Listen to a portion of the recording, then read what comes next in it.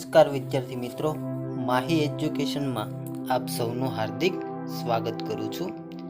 હવે ધોરણ 10 સામાજિક વિજ્ઞાન વિષયની અંદર છેલ્લા લેક્ચરમાં આપણે પાઠ નંબર 8 કુદરતી સંસાધનો એના વિશે આપણે વાત કરી હતી અને એ પાઠ આપણે પૂર્ણ કર્યો હતો। હવે આપણે આગળ ચેપ્ટર નંબર 15 ની ચર્ચા કરવાની છે। હવે આપણે આગળ ચેપ્ટર નંબર 15 વિશે ભણવાનું છે। તો આપણું ચેપ્ટર નંબર 15 છે આર્થિક વિકાસ, બરોબર। ચેપ્ટર નંબર 15 છે આર્થિક વિકાસ, જેના વિશે આપણે ભણવાનું છે આર્થિક વિકાસ વિશે, બરોબર। તો સૌથી પહેલા તો આપણે છે એના ગુણભારની વાત કરીએ કે ભાઈ બોર્ડની પરીક્ષામાં આ ચેપ્ટરમાંથી તમને કેટલું પૂછાય છે। તો કે બોર્ડની પરીક્ષામાં આ ચેપ્ટરમાંથી તમને કુલ 4 ગુણનું પૂછાય છે। કેટલા ગુણનું? 4 ગુણનું પૂછાતું હોય છે। હવે 4 ગુણમાં પાછું શું પૂછાય છે? તો કે એક પ્રશ્ન હેતુલક્ષી હોય છે, જેના કેટલા ગુણ? 1 ગુણ। એક હેતુલક્ષી પ્રશ્ન હોય છે, જેનો કેટલો ગુણ હોય છે? 1 ગુણ હોય છે। અને એક 3 માર્કનો પ્રશ્ન હોય છે, એક 3 ગુણનો પ્રશ્ન હોય છે, બરોબર। જેના કેટલા ગુણ હોય છે? 3 ગુણ। એટલે કે આ 3 અને 1 એટલે કુલ કેટલા ગુણ થઈ ગયા? 4 ગુણ થઈ ગયા। એમ આ પાઠમાંથી, આ પ્રકરણમાંથી તમને છે એ 4 ગુણનું પૂછાતું હોય છે। હવે આ ચેપ્ટરના આપણે મેઇન મુદ્દા વિશે વાત કરીએ તો મેઇન કેવા કેવા મુદ્દા ભણવાના છે? તો સૌથી પહેલો મુદ્દો તો આપણે ભણવાનો છે કે આર્થિક વિકાસ। આર્થિક વિકાસની આપણે ખૂબ જ ઊંડાણપૂર્વકની માહિતી મેળવવાની છે કે આર્થિક વિકાસ કોને કહેવાય, બરોબર, એની આપણે માહિતી મેળવવાની છે। પછી વિકાસશીલ અર્થતંત્રના લક્ષણો વિશે માહિતી મેળવવાની છે, બરોબર। વિકાસશીલ અર્થતંત્રના લક્ષણો વિશે આપણે માહિતી મેળવવાની છે। પછી આર્થિક અને બિન આર્થિક પ્રવૃત્તિઓ વિશે, અલગ અલગ પ્રવૃત્તિઓ, આર્થિક અને બિન આર્થિક પ્રવૃત્તિઓ, તો આર્થિક અને બિન આર્થિક પ્રવૃત્તિઓ વિશે માહિતી મેળવવાની છે। પછી ભારતીય અર્થકારણનું માળખું, બરોબર, ભારતીય અર્થકારણનું જે માળખું છે તેના વિશે વાત કરવાની છે। પછી ઉત્પાદનના સાધનો, બરોબર, ઉત્પાદનના સાધનો વિશે વાત કરવાની છે। પછી ઉત્પાદનના સાધનોની ફાળવણી વિશે અને ઉત્પાદનના સાધનોની ફાળવણીની પદ્ધતિઓ વિશે આપણે માહિતી મેળવવાની છે। તો મિત્રો આ પાઠની અંદર આટલા મુદ્દાઓ આપણે છે એ મેઇન જે છે જે ભણવાના છે, બરોબર। તો ખાસ મિત્રો આપણા માટે ખૂબ જ અગત્યનો પાઠ છે, કારણ કે 3 માર્કનો પ્રશ્ન પૂછાતો હોય તો ખૂબ જ અગત્યનો કહેવાય અને હેતુલક્ષી પણ પૂછાય છે, બરોબર। એટલે છે એ આપણે આ પાઠ છે એ સરસ રીતે ભણીશું, બરોબર। ચાલો તો હવે આપણે પાઠની શરૂઆત કરીએ, બરોબર મિત્રો। ચાલો મિત્રો, તો આપણે આ પાઠનો સૌથી પહેલો જ પ્રશ્ન આવે છે કે આર્થિક વિકાસ એટલે શું? અથવા તો ભારતમાં આર્થિક વિકાસ થઈ રહ્યો છે એમ સાથી કહી શકાય છે? ભારતની અંદર આર્થિક વિકાસ થઈ રહ્યો છે એવું આપણે શેના કારણે કહી શકીએ છીએ? અથવા તો આર્થિક વિકાસ એટલે શું તેની આપણે વાત કરવાની છે। તો જોઈએ, આર્થિક વિકાસ એ એવી પ્રક્રિયા છે કે જેમાં દેશની રાષ્ટ્રીય આવકમાં તેમજ લોકોની માથાદીઠ આવકમાં વધારો થાય છે, જેના પરિણામે લોકોના જીવન ધોરણમાં શું થાય છે? સુધારો થાય છે। આર્થિક વિકાસ એ એવી પ્રક્રિયા છે કે જેના કારણે દેશની રાષ્ટ્રીય આવકમાં વધારો થાય। રાષ્ટ્રીય આવક એટલે શું? તો કે ભાઈ દેશની અંદર વસતા તમામ નાગરિકોની આવકનો આપણે છે એ જોઈએ તો એને રાષ્ટ્રીય આવક કહેવાય। તો એ રાષ્ટ્રીય આવકમાં શું થવો જોઈએ? તો કે વધારો, અને લોકોની માથાદીઠ આવકમાં પણ શું થવો જોઈએ? વધારો, બરોબર। રાષ્ટ્રની જે રાષ્ટ્રીય આવક છે, રાષ્ટ્રીય આવક એટલે શું? તો કે રાષ્ટ્રની કુલ આવક, એ કુલ આવક ભાંગ્યા તમે છે એ દેશની વસ્તી કરો, દેશની વસ્તીની સંખ્યા અને દેશની રાષ્ટ્રીય આવક બંનેનો તમે ભાગાકાર કરો, બરોબર, એટલે તમને લોકોની માથાદીઠ આવક મળે. શું મળે છે? લોકોની માથાદીઠ આવક મળે છે. અને આ માથાદીઠ આવક છે એમાં પણ શું થાય? વધારો થાય, જેના પરિણામે લોકોના જીવન ધોરણમાં શું થાય છે? સુધારો થાય છે. લોકોના જીવન ધોરણમાં શું થાય છે? સુધારો થાય છે. તો આવી રીતે આર્થિક વિકાસ આને કયો છે? તો રાષ્ટ્રીય આવકમાં વધારો થયો, માથાદીઠ આવકમાં વધારો થયો અને લોકોના જીવન ધોરણમાં પણ શું થયો? સુધારો થયો. ભારતમાં આઝાદી પછીના વર્ષોમાં લોકોની માથાદીઠ આવકમાં ક્રમશઃ વધારો થયો છે. બરોબર, ભારતમાં આઝાદી પછી વર્ષો પછીના જે વર્ષો છે, 1947 પછીના જે વર્ષો છે, એ વર્ષોમાં લોકોની માથાદીઠ આવકમાં ક્રમશઃ શું થયો છે? વધારો થયો છે. દેશમાં ખોરાક, રહેઠાણ, કાપડ, કોલસો, વીજળી, અન્ય વપરાશી વસ્તુઓ વગેરેનો વપરાશ વધ્યો છે. દેશની અંદર ખોરાક હોય, રહેઠાણ હોય, કાપડ હોય, કોલસો હોય, વીજળી હોય, અન્ય વપરાશી વસ્તુઓનો પણ છે એ વપરાશ વધ્યો છે. શિક્ષણ, આરોગ્ય, પરિવહન અને સંચાર સેવાઓનો પણ વપરાશ વધ્યો છે. બરોબર, શિક્ષણ હોય, આરોગ્ય હોય, પરિવહન હોય, સંચાર હોય, આ બધી છે એ સેવાઓનો પણ શું વપરાશ વધ્યો છે. આના કારણે આપણે કહી શકીએ કે ભાઈ છે એ ભારતમાં આર્થિક વિકાસ થયો છે, જેના પરિણામે લોકોના જીવન ધોરણમાં શું થયો છે? સુધારો થયો છે. આ બધી વપરાશ વધી એના કારણે છે એ લોકોના જીવન ધોરણમાં શું થયો છે? વધારો થયો છે. અગાઉની સરખામણીમાં જરૂરિયાતો વધુ સારી રીતે સંતોષાય છે. અગાઉની સરખામણીમાં છે અત્યારના સમયમાં લોકોની જરૂરિયાતો છે એ સારી રીતે આપણે સંતોષી શકીએ છીએ. આથી કહી શકાય કે ભારતમાં આર્થિક વિકાસ થઈ રહ્યો છે. તેથી આપણે કહી શકીએ કે ભાઈ ભારતમાં આર્થિક વિકાસ થઈ રહ્યો છે. લોકો બધી સેવાઓ છે એ વપરાશ વધતો ગયો છે લોકો, બરોબર, અને લોકોની જરૂરિયાતો છે એ પણ સારી રીતે સંતોષી શકાય છે, જેના કારણે આપણે કહી શકીએ કે ભાઈ ભારતમાં આર્થિક વિકાસ થઈ રહ્યો છે. બરોબર, ચાલો હવે આગળ જોઈએ. ચાલો મિત્રો, હવે આગળ બીજો પ્રશ્ન છે, માથાદીઠ આવક એટલે શું? મેં તમને હમણાં આગળ સમજાવ્યું માથાદીઠ આવક એટલે શું, તો એના વિશે પણ પ્રશ્ન છે, જોઈએ આપણે.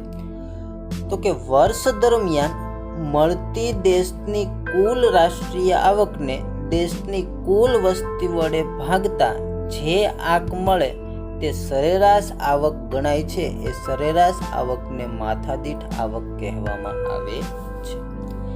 એક વર્ષ દરમિયાન દેશની જે કુલ રાષ્ટ્રીય આવક હોય એ કુલ રાષ્ટ્રીય આવકને કોના વડે ભાંગવાની? તો કે દેશની કુલ વસ્તી વડે ભાંગવાની. અને જે આંક મળે છે એ આંક સરેરાશ આવક ગણાય છે. એ આંક કેવો ગણાય છે? તો કે સરેરાશ આવક ગણાય છે. અને આ સરેરાશ આવક એ જ શું છે? માથાદીઠ આવક છે. બરોબર, તો માથાદીઠ આવક. આગળ જોઈએ હવે, આર્થિક વિકાસ અને આર્થિક વૃદ્ધિ વચ્ચેનો તફાવત ચર્ચો. ત્રીજો પ્રશ્ન છે, આર્થિક વિકાસ અને આર્થિક વૃદ્ધિ આ બંને વચ્ચેનો આપણે છે એ તફાવતની ચર્ચા કરવાની છે. તેમાં અલગ અલગ વિભાગ પાડ્યા છે. એમાં સૌથી પહેલો વિભાગ છે કે ભાઈ વિકાસની પ્રક્રિયાના આધારે બંનેનો તફાવત. વિકાસની પ્રક્રિયાના આધારે બંને વચ્ચેનો તફાવત. તો કે આર્થિક વિકાસ એ ગુણાત્મક અને આર્થિક વૃદ્ધિ એ પરિણાત્મક છે. બરોબર, આર્થિક વિકાસ એ ગુણાત્મક અને આર્થિક વૃદ્ધિ એ કેવું છે? પરિણાત્મક છે. એટલે કેવું? તો કે આર્થિક વિકાસ એ પ્રથમ અવસ્થા છે, જ્યારે આર્થિક વૃદ્ધિ એ આર્થિક વિકાસ પછીની અવસ્થા છે. આર્થિક વિકાસ એ પ્રથમ અવસ્થા, અને આર્થિક વિકાસ થઈ જાય પછીની અવસ્થા કઈ છે તો કે આર્થિક વૃદ્ધિ છે, બરોબર. એટલે પહેલા આર્થિક વિકાસ થાય છે અને પછી શું થાય છે, આર્થિક વૃદ્ધિ થાય છે, બરોબર. બીજું જોઈએ, અર્થતંત્રમાં થતા પરિવર્તનોને આધારે, અર્થતંત્રમાં જે પરિવર્તનો થાય એના આધારે છે એ આર્થિક વિકાસ અને આર્થિક વૃદ્ધિનો તફાવત. તો કે અર્થતંત્રમાં થતા નવા સંશોધનોને આધારે ઉત્પાદનમાં થતો વધારો એ આર્થિક વિકાસ છે. તમને ખ્યાલ છે કે ભાઈ આપણે છે અત્યારે નવા સંશોધનો થયા છે.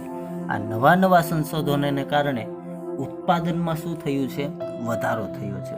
હવે ખેતી જ જોઈએ તો ખેતીની અંદર છે એ આપણે પહેલાંના સમયમાં છે ટ્રેક્ટર કે ઓલા ટૂંકમાં છે એ એવા સાધનો કોઈ નહોતા, જેના કારણે ખેતીમાં સારું એવું ઉત્પાદન મળતું નહીં. પણ અત્યારે સંશોધનોને કારણે ઘણા બધા સંશોધનો થયા છે, જેના કારણે આપણને ખેતીમાં ઉત્પાદન વધ્યું છે.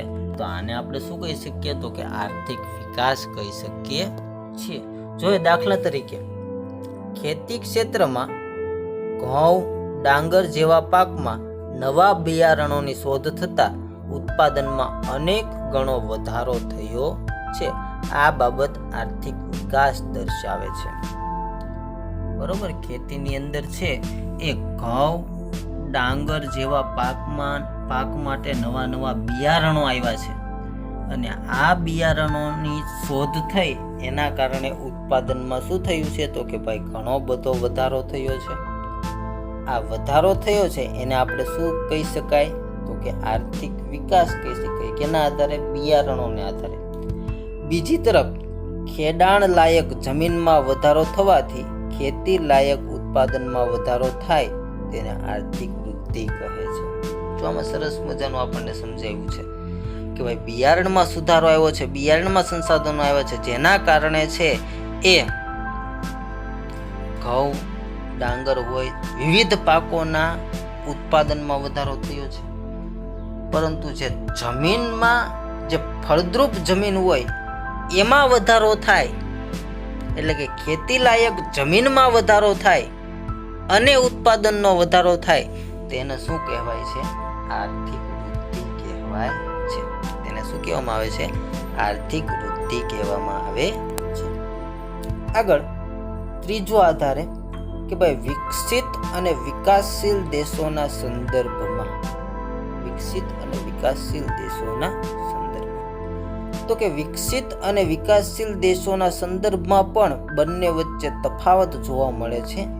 વિકસિત દેશોની રાષ્ટ્રીય આવકમાં થતો વધારો એ આર્થિક વૃદ્ધિ કહેવાય છે, જ્યારે વિકાસશીલ દેશોની રાષ્ટ્રીય આવકમાં થતો વધારો એ આર્થિક વિકાસ કહેવાય છે.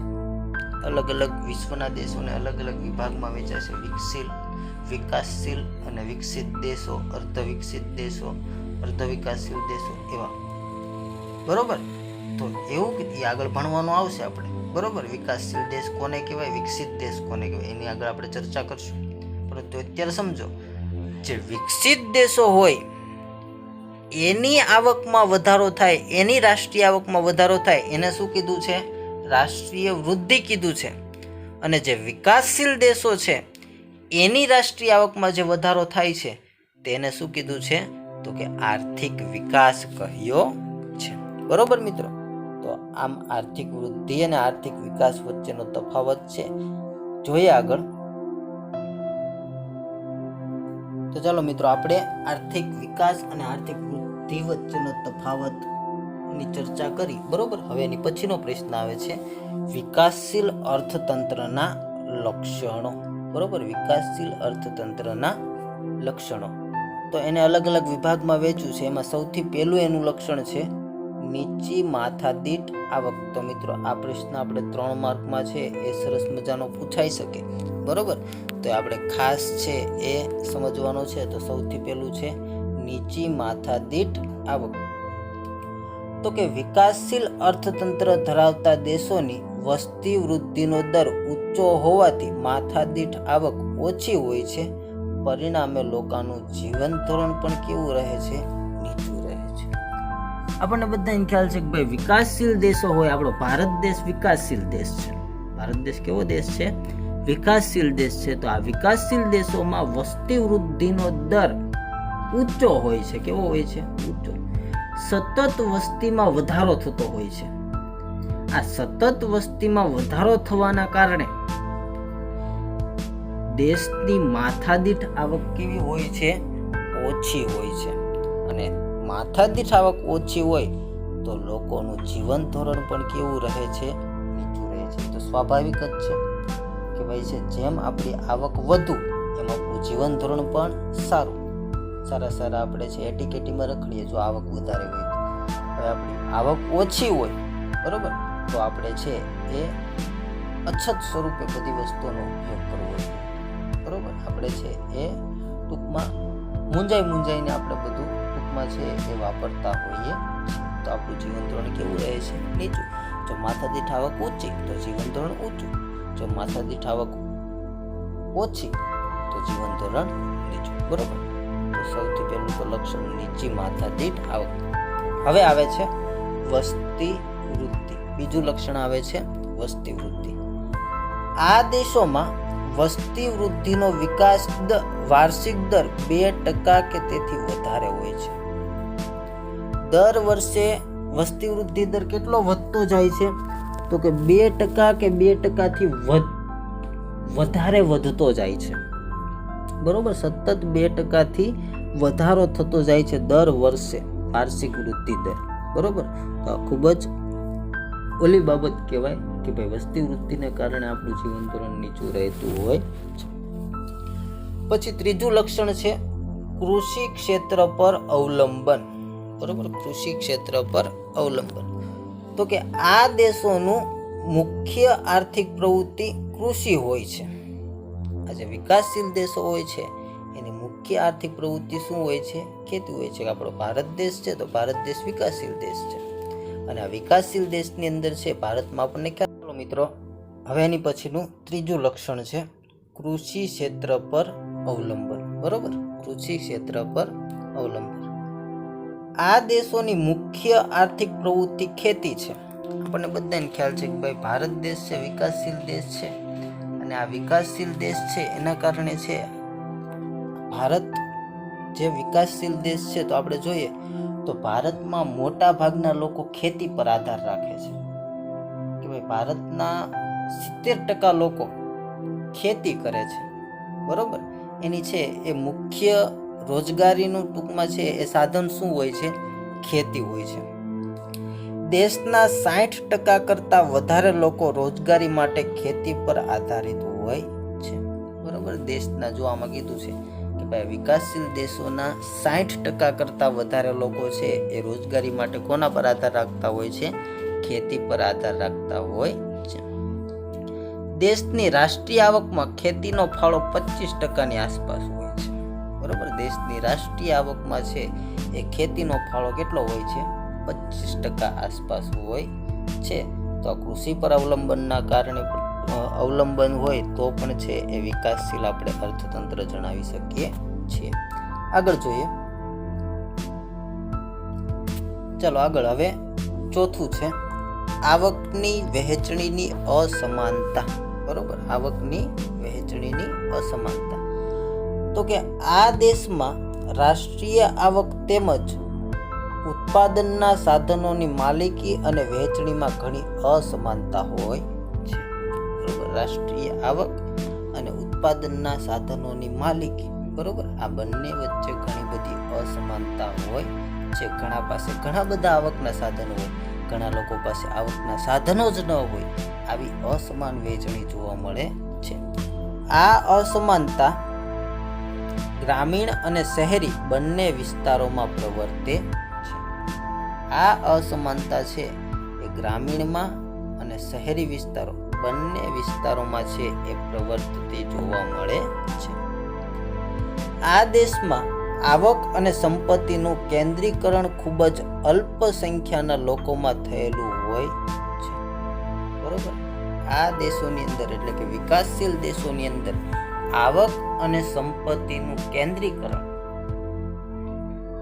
આવક અને સંપત્તિ એક જ જગ્યાએ કેન્દ્રિત થતી હોય એવા બહુ જ ઓછા લોકો હોય છે બધા લોકોને આવું થતું હોતું નથી. બહુ જ ઓછા લોકોને આવક અને સંપત્તિનું કેન્દ્રીકરણ થતું હોય છે. આ દેશોમાં દેશના ટોચના 20% ધનિક લોકો રાષ્ટ્રીય આવકનો 40% હિસ્સો ધરાવતા હોય છે, જ્યારે તળિયાના 20% ગરીબ લોકો રાષ્ટ્રીય આવકનો 10% હિસ્સો ધરાવતા હોય છે. જે ઊંચા 20% ધનિક લોકો હોય એ રાષ્ટ્રીય આવકમાં એનો ફાળો કેટલો હોય છે? 40%નો હોય છે. પણ જ્યારે 20% જે ગરીબ લોકો છે એ ગરીબ લોકોનો રાષ્ટ્રીય આવકમાં કેટલો ફાળો હોય છે? 10% હોય છે. એટલે આવકમાં ઘણી બધી અસમાનતા આપણને જોવા મળે છે. પછી આવે છે એની પછીનું 5મું લક્ષણ બેરોજગારી. બરોબર, બેરોજગારી. આ દેશમાં બેરોજગારીનું કુલ પ્રમાણ શ્રમિકોના 3% કરતા વધારે હોય છે. જેટલા શ્રમિકો હોય એના કરતા 3% કરતા વધારે તો બેરોજગાર જ હોય છે. બરોબર, એટલે કે બેરોજગારીનું ખૂબ જ પ્રમાણ વધારે. બેરોજગારી એટલે શું?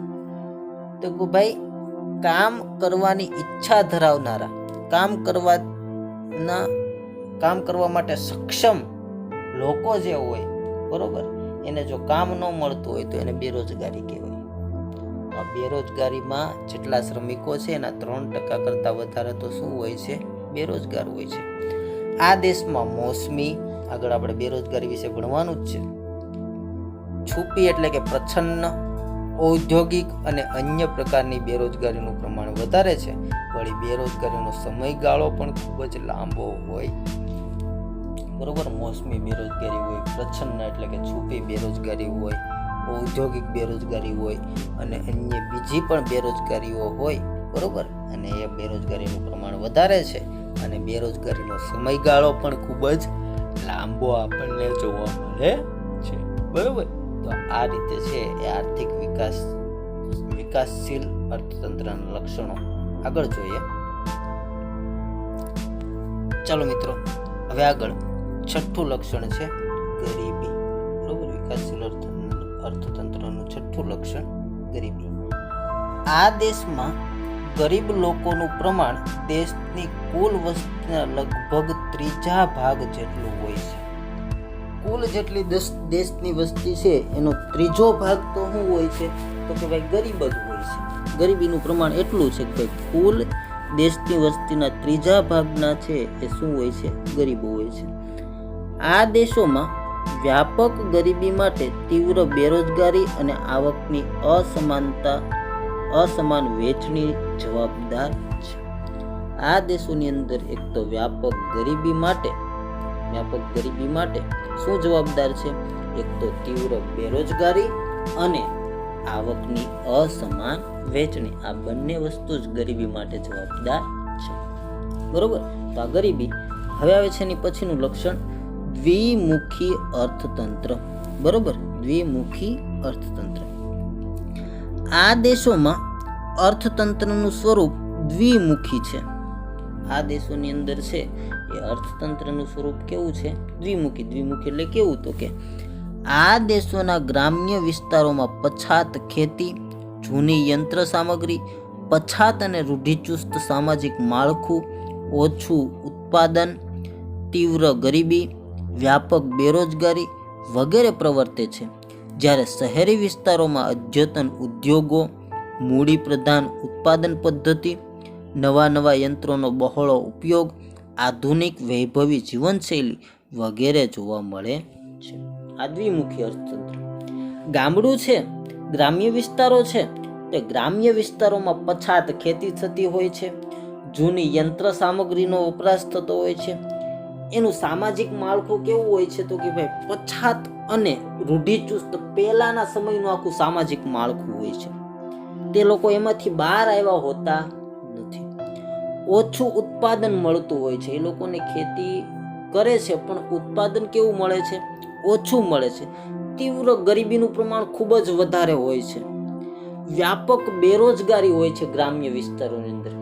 હવે એ જ તુલનામાં આપણે શહેર વિસ્તારમાં જોઈએ તો શહેર વિસ્તારની અંદર અદ્યતન ઉદ્યોગો હોય, મોટા ઉદ્યોગો હોય, આધુનિક ઉદ્યોગો, પછી મૂડી પ્રધાન ઉત્પાદન પદ્ધતિ હોય, એની ઉત્પાદન પદ્ધતિમાં મૂડી એટલે કે છે એ મૂડીને છે એ મહત્વ આપતું, પૈસાને મહત્વ આપતું, બરોબર, એના ઉદ્યોગો હોય, એના ઉત્પાદન ઉદ્યોગો હોય, નવા નવા યંત્રોનો બહોળા પ્રમાણમાં ઉપયોગ થતો હોય છે. આધુનિક વૈભવી જીવનશૈલી, લોકોનું જીવન ધોરણ પણ આધુનિક કક્ષાનું, બરોબર, વૈભવી જીવનશૈલી વાળું હોય છે, બરોબર. તો આમ દ્વિમુખી અર્થતંત્ર, બે અલગ અલગ પ્રકાર પડે છે આવા વિકાસશીલ અર્થતંત્ર ધરાવતા દેશોની અંદર, બરોબર. તો આ રીતે દ્વિમુખી અર્થતંત્ર.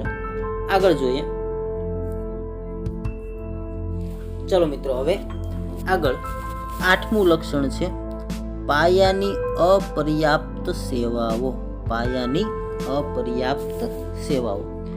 તો કે આ દેશોમાં વિકાસ માટે અનિવાર્ય એવી આંતરમાળખાકીય સગવડો તેમજ સેવાઓ જેવી કે સંચાર અને પરિવહન, વહાણવટુ અને બંદરો, વીજળી, બેન્કિંગ, શિક્ષણ, આરોગ્ય વગેરે પૂરતા પ્રમાણમાં ઊંચી ગુણવત્તાવાળી હોતી નથી. પરિણામે આ દેશનો વિકાસ અવરોધાય છે. આ દેશની અંદરના જે લોકો છે એને જે સુવિધાઓ મળવી જોઈએ, પાયાની સુવિધાઓ, બરોબર, એ કેવી હોય છે? અપર્યાપ્ત હોય છે. એને સારી રીતે સારી એવી માળખાગત મળી શકતી નથી. કેવી સેવાઓ? તો કે ભાઈ સંચાર અને પરિવહન છે, પછી વહાણવટુ બંદરો છે, વીજળી છે, બેન્કિંગ છે, શિક્ષણ છે, આરોગ્ય છે. આવી બધી એને પૂરતા પ્રમાણમાં અને ઉચ્ચ ગુણવત્તામાં છે એ મળી શકતી નથી સેવાઓ, જેના કારણે દેશનો વિકાસ અવરોધાય છે. આવી બધી સેવાઓ લોકોને ન મળવાને કારણે દેશનો વિકાસ છે એ અવરોધતો હોય છે, બરોબર. તો આ રીતે છે એ 8મું લક્ષણ છે પાયાની અપર્યાપ્ત સેવાઓ. હવે આવે છે 9મું, બરોબર. તો હવે આવે છે 9મો આંતરરાષ્ટ્રીય વ્યાપારનું સ્વરૂપ, બરોબર. તો જોઈએ, આ દેશો મુખ્યત્વે કૃષિ પેદાશો, બગીચા પેદાશો તેમજ કાચી ધાતુઓની નિકાસ કરે છે, જેની માંગ ઓછી હોય છે અને ભાવો નીચા હોય છે. પરિણામે તેમની નિકાસની કમાણી ઓછી હોય છે. હવે આ દેશો જે છે વિકાસશીલ અર્થતંત્ર ધરાવતા જે દેશો છે, બરોબર, એ દેશો નિકાસ કેવી વસ્તુની કરે છે? તો કે કૃષિ પેદાશોની કરે છે, બગીચા પેદાશોની કરે છે અને કાચી ધાતુઓની કરે છે. અને આ બધી વસ્તુઓની માંગ પણ ઓછી હોય અને એના ભાવ પણ કેવા હોય છે?